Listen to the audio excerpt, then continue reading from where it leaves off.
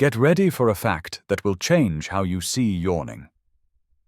Did you know that yawning is contagious? When you see someone yawn, your brain often triggers the same response automatically.